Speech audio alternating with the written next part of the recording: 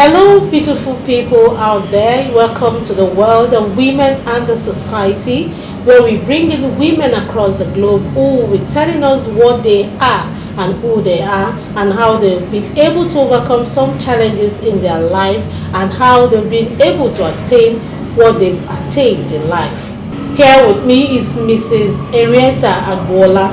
She is a fashion designer, but a fashion designer with a style. She is into digital marketing also. She has many parts, and this many parts makes her a real woman, a superwoman at that. So listen to her story and let us learn from Mrs. Henrietta Agboola. You're welcome to the program. I am Charity James.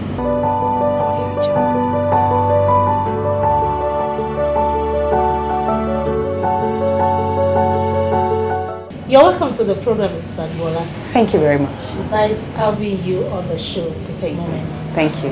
Now, before we go into your very many aspects, we know that you are loaded. We want to ask you, how have you been? What is your background?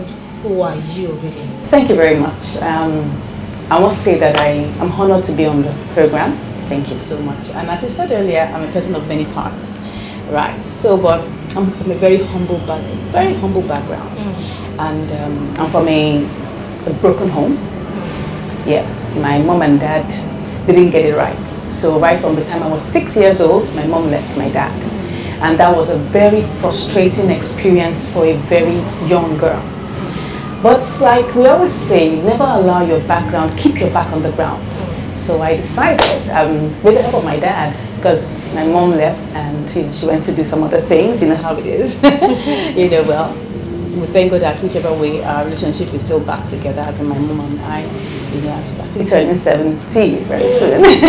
So thank God for her life, So they didn't get it right, and as a little girl, I had to go through a very frustrating little childhood, but I had an innate, what I call it, an innate potential or talent, which was making things with my hands.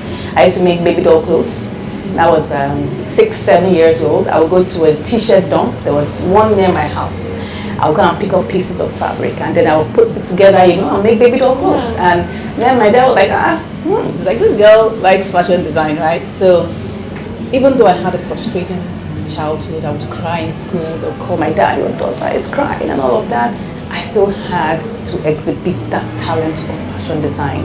And, going through primary school, secondary school, I was always making things with my hands. I started making my own clothes from the age, my own clothes that I wear from the age of 11, 12. Yes, and I started making money, as in terms of doing clothes and making business from the time I left secondary school. So right throughout my university days, I was actually making money, for my friends, to support the little stipend that my father would give me. And stipends are never enough. They will never be enough. So I said I like doing things with my hands, and I went through life, knowing that it's not about, even though you go through difficult times, there's always a silver lining to the cloud. And that was the silver lining. And I studied psychology for my first degree. Now, how did I come about psychology? I'm sure you'll be wondering. What's the connection between fashion and going to psychology? It doesn't sound like as if it mixes. The reason why was I knew that I was actually going to be a business owner and have my own business and do my own thing. So I was like, I have to go to university. My father said, no, you got to do university. You have to fulfill the school side, because he was a lecturer at University of Lagos. Okay. So I don't have a choice. I have to find a way to make sure that I go to university. I said, okay, let's choose a course that will be very easy now, so that at least I will go to university and just enjoy life, enjoy my time. Meet new people. So we sat down. I said, okay, my dad and I, we sat down. I said, okay, I like biology. I like English. I don't like maths. So we now looked for a course, and psychology was the course. But guess what? I found that I had to do statistics for 4 years. And you didn't like mathematics? I didn't like mathematics, so I found that out in year 1. But poor you. Oh, well, reach me. Because I decided I was going to have to stick with this thing and love it at all costs. And I came out the best in my class. I actually said, I have to do this. I told myself there's no choice, So we're only 2 of us that had 2-1 in my department. But I got all the praise for that. What year was that? That was 1997. Okay. That's when I left university. Went to do youth service like everybody would do it. So while I was doing my youth service, like everybody else, I wanted to get a job when I get back, you know, probably do my master's and all of that. Got back, tried to get a job in a bank, tried to get a job in, you know, the big fours, you know, there was the Agboola thing then. I mean, I did a lot of aptitude tests. I mean, like, I know I'm a sharp girl now, you know. I did all the tests and everything. And when I got to the final round, there were just 4 of us and they went to pick the best. They just knocked me off with one question, that what is my take on the Niger Delta crisis? This was 1999. And I was like, I was knocked off. I didn't know what to say, and I lost that job and I cried my eyes out. Then my fiance, you know, my husband now, my fiance was like, let's look within. You got the skills. What are you talking about? So we said, okay. And you remember that? Yes, I've always been doing it, but you know, there's a way you just commonize what you do well and never really take it as something serious. So we said, okay, let's start business. So at that point, I said, okay, I wanted to diversify, you know, a bit from fashion. I said, okay, let me go into hat making. So we started Henrietta. That was in year 2000. So created Henrietta, and which was one of our subdivisions under House of Henry, and we started making hats, you know, society hats, wedding hats. So that means you didn't work for anyone at all since you graduated? No, I only worked during my youth service. I worked as a teacher of biology. I taught biology while I was in youth service. Biology is one of the courses that we have to do in psychology. So as a secondary school teacher, I remember there, those people that go for youth service, you all have to do something in school. So biology was the next thing I could actually teach, and I taught biology. And I enjoyed it actually. I taught drama also. I'm a drama person. I do drama. I'm sure you can guess. I've seen that. You know, so I taught drama also. And for me, that was all my work life, as you may say. You know, but I'm also a volunteer. I volunteer in teens development. I train teens. So before you move on to other aspects of you, the other time you were talking, you said you are from a broken home.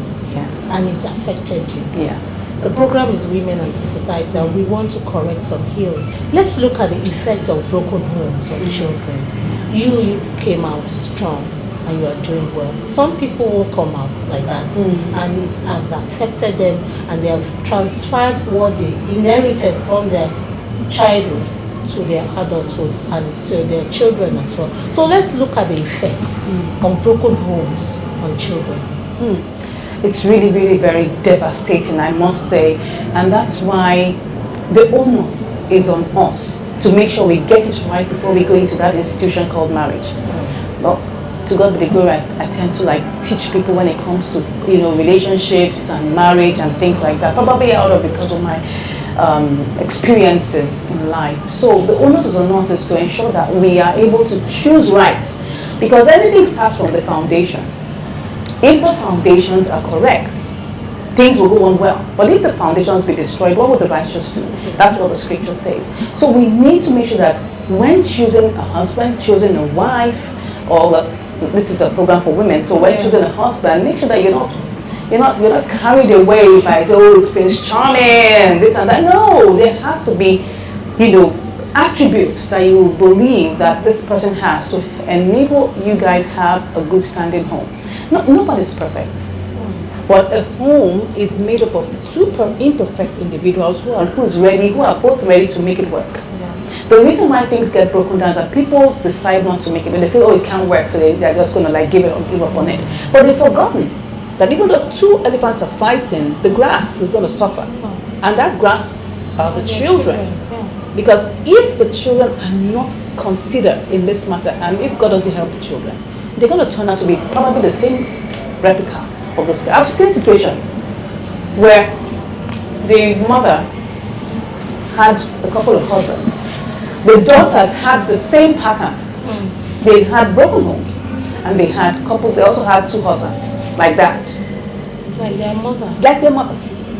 Do you understand? So it happens that if those ills are not corrected, start with the foundation. Choose right. Allow God lead. I'm not talking as a pastor, I'm just saying let your intuition be in check when choosing a life partner. Be in tune with God. Be sure that that's the person. have, a mindset that, oh, I'm going to make this work. It's not just only one person that's going to make it work. Two people are going to make it work, and you put in all the effort to make sure that you make it work. You understand? Of course, when you also, and get training, get mentorship, get people that you can actually confide in.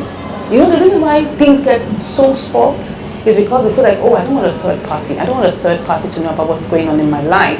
So we tend to hide a lot of things, and bottle up. And you don't get help. Where you can easily nip things in the bud, get help, and then move on, with a beautiful life. You understand? So that's it. So what's the effect on the children? The effect on the children, the effect on the children is that, number one, psychologically, because I'm going to talk from what happens to me psychologically, the children will be imbalanced for that period because they don't understand what's going on. They're like, why is my mom not here? Why is my dad? Whether it's mom or dad, both ways. You understand? Why is my mom not here? Why is my dad not here? So they get emotionally imbalanced for that period of time, and then they are drained. So that means that it's going to rob them of their energy to even progress in life. It will make them lose the faith in being what they're supposed to be in life. That is one thing. Then another thing is that, the child, what's that word now? There's a word that I wanted to bring out now. The child learns from only one source. So if a child is brought up by a man, only a man, the child, if the child is a girl, will most likely be a tomboy. That's why I actually am a tomboy. But I had to tell myself, I had to balance it up. Okay, I can't just always be a tomboy because I'm raised by my dad. I need to have other female influences in my life. And if a guy is raised up only by his mom, he might be his sissy because it's like there's only one mindset.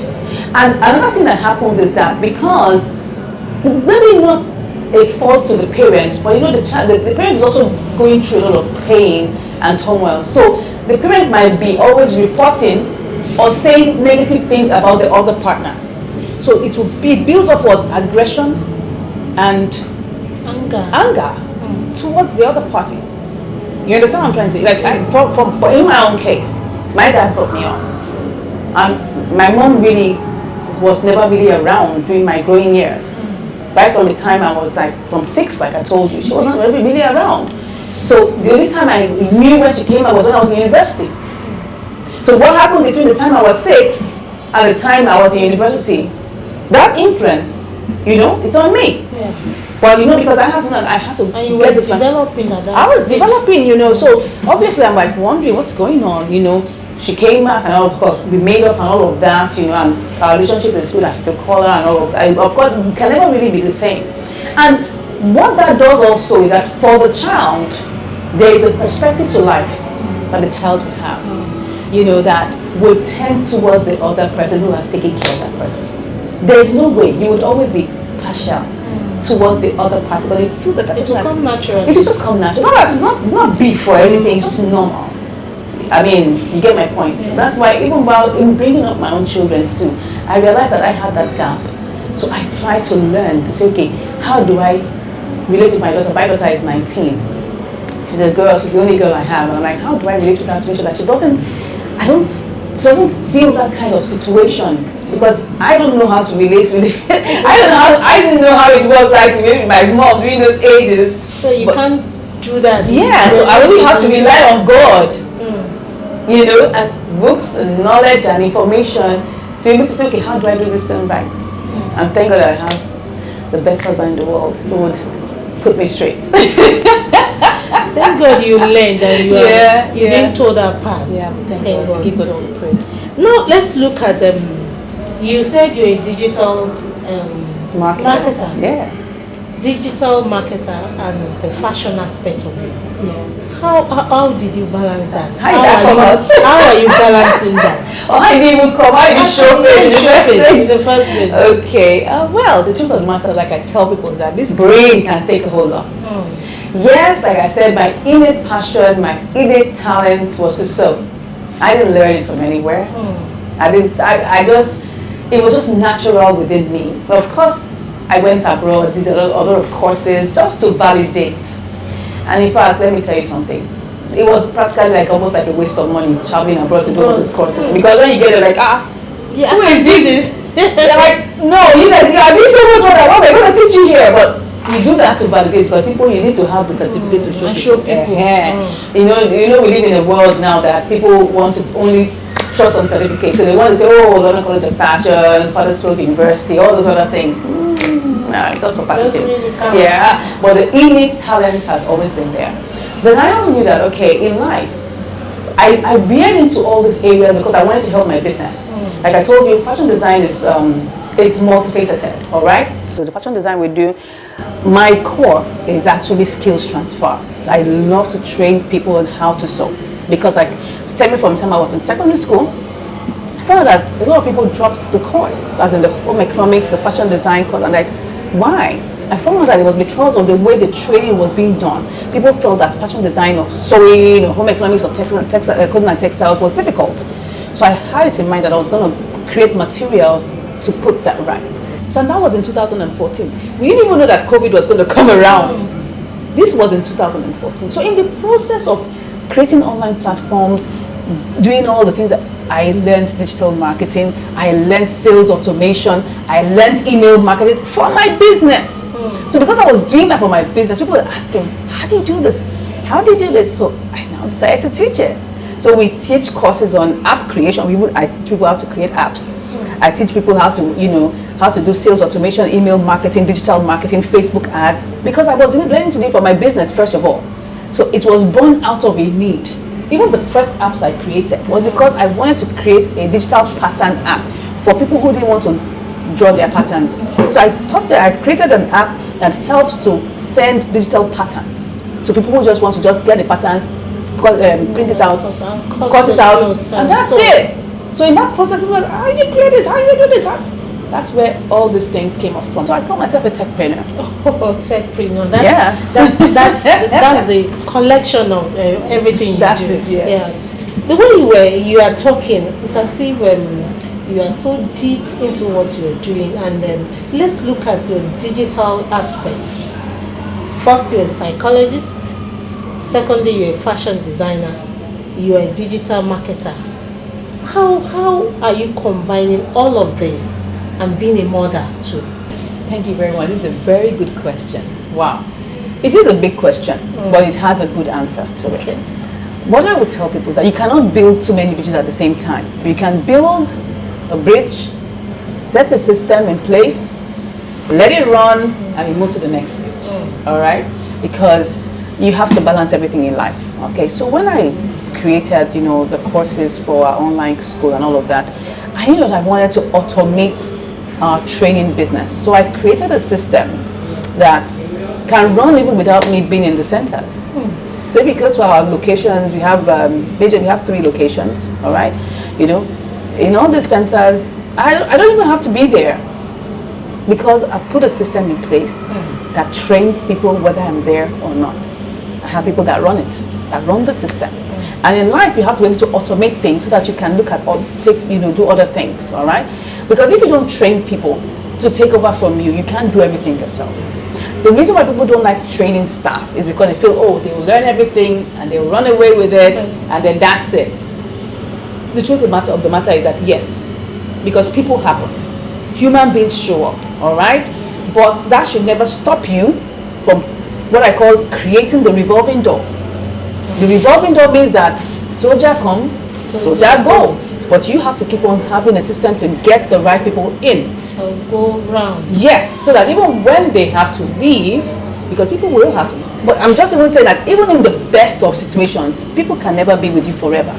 So you must always keep on training. Because if you don't, you will be a slave to your business forever. So that's the first thing. You need to be able to automate your business. All right? Now, whether it's online or offline, even COVID now even shows that you have to make sure that everything is automated. Then when it comes to family, you need to be able to create time for family. It's difficult though, this is what I'm talking about. It's not as if it's easy. One of the reasons why I had to space my kids that much, my daughter is 19, my son is 12, or they're going to be 12, and then the last one is 7. The distance between the first and second was like almost 8 years. It was intentional. Before we round up this segment, because the other segment is we want to know your passion, your favorite, what you do. Okay. So before we go there, let me ask you this very last question on this segment. How will you advise women what do you think they should do in the society? You from the start, you made up your mind that you are going to impact the society using what you have upstairs.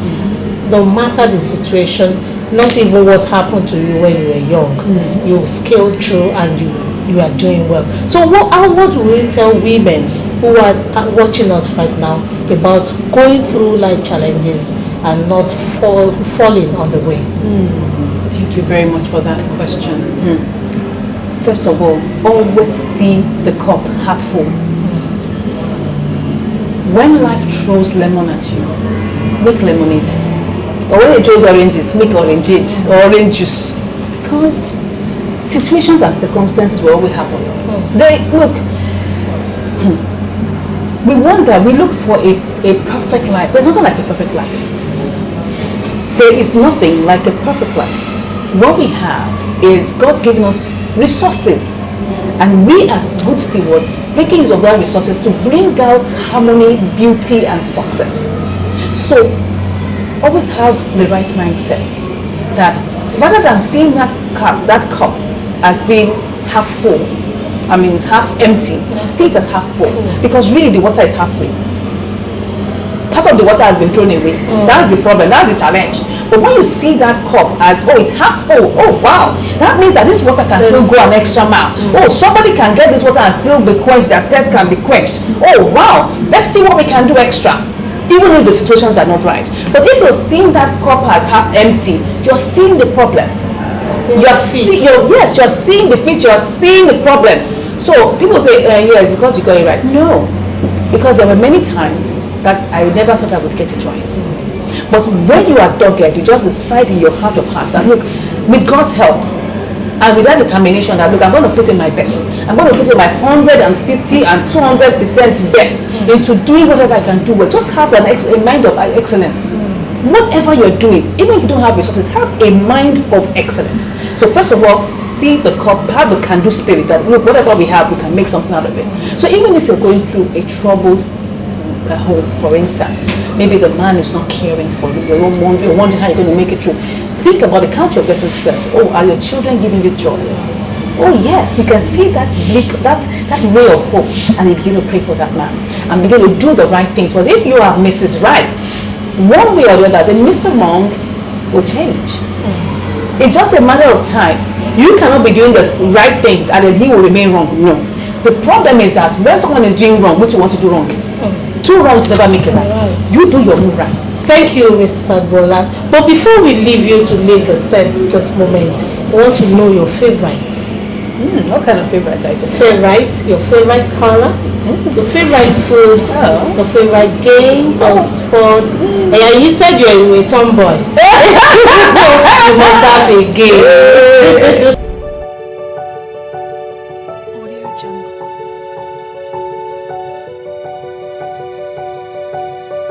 What is your favorite color? Oh my gosh. Do I have a favorite color? I'm not sure. Actually, I like turquoise blue. I like turquoise blue actually. I think that was my wedding color. Turquoise blue, cream and gold. So I think I like those colors. Comfortable clothes. I always tell people I am for comfort and not for contour. People expect that, you put on, I am for comfortable clothes. I love t-shirts. Of course, I like stylish t-shirts. Alright, t-shirts that have a touch of the ethnic, comfortable clothes that make you feel good and you're not under any constraint. Of course, if I have to go for an event, I have to wear all those high heels. But I don't have a choice. But I love comfortable clothes. I will always choose comfort over contour. Okay, that will bring us to my favorite food? You haven't asked me my favorite food. And that's what I want. I'm trying to bring it. So what's your favorite shawarma? Shawarma. Hey! Just give me that morning, afternoon and night. The one that is correct, the one that has good quantity of beef and chicken with all those hot dogs and the vegetables and carrots. Oh Jesus! It's Agboola. Hallelujah! Oh, you like sports at all? You should. Wow. You should because I'm not trained you. I'm not good at sports. I tried. I was never really good at sports, but I tried to do. My husband is very keen on exercise and all of that, so I don't really have a good sport. I would say, like all my sports, I don't know. I don't really have. But it's more of exercise. Okay. Exercise, you know. But I don't really have a sport. I think what I've tried my hands on is tennis. I think tennis. Okay. Maybe a little bit of volleyball. You know.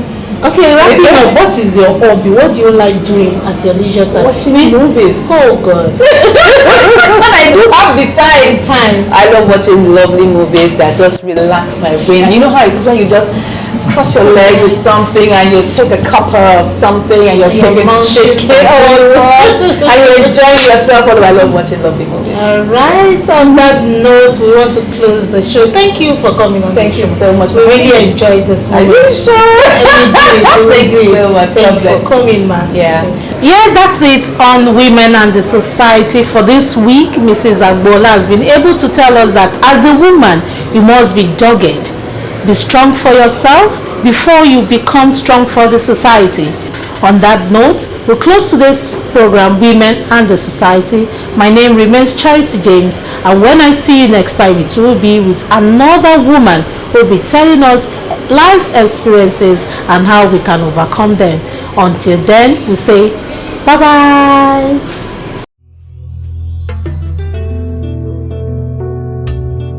The first native African to win Miss World in 2001 is Agbani Darego, a Nigerian model and beauty pageant queen who was crowned Miss World. From Rivers State, Nigeria, Darego's victory was widely welcomed in Nigeria and got a national honor of MFR for doing the nation proud.